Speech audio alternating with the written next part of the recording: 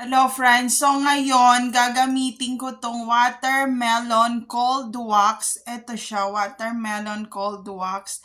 And iwa-wax ko yung aking kilikili. So ayan lang yung buhok ng kilikili ko. And ginamit ko rin to sa harap ko, itong wax na to. And then kumuha akong konti, tas ginanong ko sa harap ko. And then naalis yung mga buhok. And super effective niya.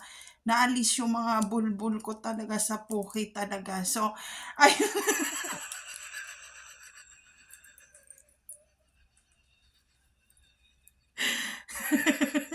So, ito yung itsura nung cold wax. Ayan. So, ngayon, wax ko yung aking kilikili. So, ayan siya.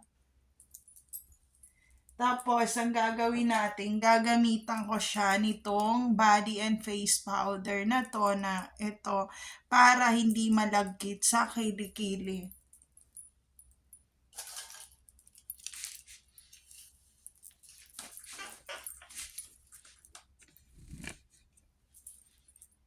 So, ayan. Ayan yung, meron kasing nagsabi sa akin, sa patingin ng kilikili, ayan, maputi yung kilikili ko. Ayan.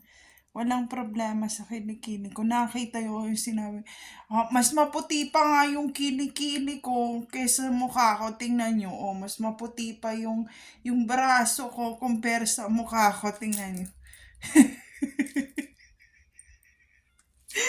So, ngayon, kukuha ako dito ng konti ng cold wax. Mas maganda pala tong cold wax, hindi na siya kailangan, kumbaga, i-microwave talaga. Ganyan-ganyanin mo lang. And then, ano na siya, ayan ginamit ko talaga sa aking bikini panty line talaga to. Grabe, ano talaga siya, effective at mabango, amoy melon talaga siya, ayan. So, ngayon, ganyan-ganyanin natin.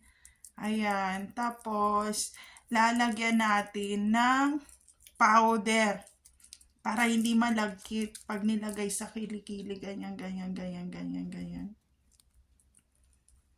Tapos, ganyan, ganyanin para mabuo siya. Tingnan natin kung makukuha niya yung aking kilikili na hair, underarm talaga. Ayan. Tapos lagay-lagay natin dito para hindi malagkit sa kamay bago natin ilagay sa kilikili. Dati ang asawa ko talaga ang nagwa-wax ng aking kilikili ganyan. Tapos tuwing hihilain niya yung buhok sa kilikili ko na ganyan. Ganyan na siya, niwa-wax siya na ganyan, ganyan, ganyan.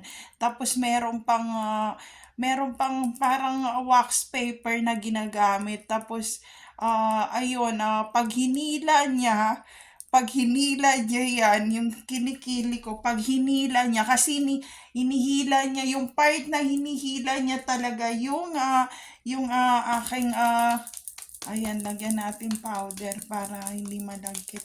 Pag hinila niya yung aking buhok sa kilikili, parang binabawian niya ako pag sabi ko, aray, aray, kasi ano siya, yung wax, yung hot warm wax, ang honey wax yung ginagamit ko. Pag hila niya ng ganun nung ano na yun, nung wax paper na yun, sobrang sakit.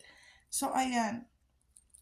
At least to pag ganyan-ganyan, ikot-ikutin lang ganyan. And ayan, hindi masyadong masakit yan. Ganyan lang, Ganyan lang siya. Compare doon sa wax talaga, naggrabe. Inihila niya talaga na, hilahin ko. Tapos pag hila niya ganun, sumasama. Ito naman, ganyan-ganyan siya. And medyo matagal lang siya. And compare doon sa isa na isahan talaga. And mas malinis ang gawa nun. Yun ang ginagamit nila sa mga spa dito Yung merong wax paper na yun So, ayan, medyo na ano lang siya, medyo malagkit konti. Pero naalis din yung mga buhok talaga.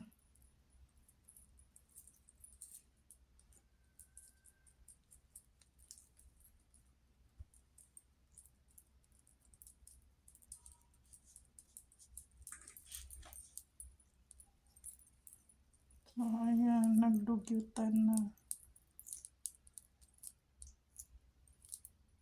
So, mamaya to be continue pag maganda na yung yung pagkuha ko ng mga buhok. So, ayun. See you later, friends.